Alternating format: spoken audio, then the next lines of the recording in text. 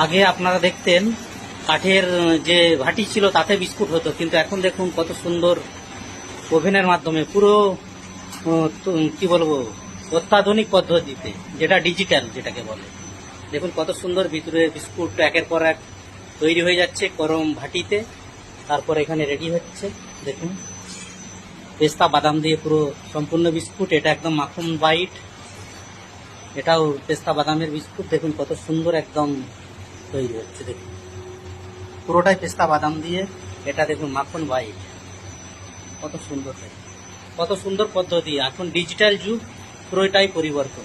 আগে হতো কাঠের ভাটিতে, কিন্তু এখন আর সেই কাঠের ভাটি নেই। কত সুন্দর দেখুন ডিজিটাল সিস্টেম পুরোটা।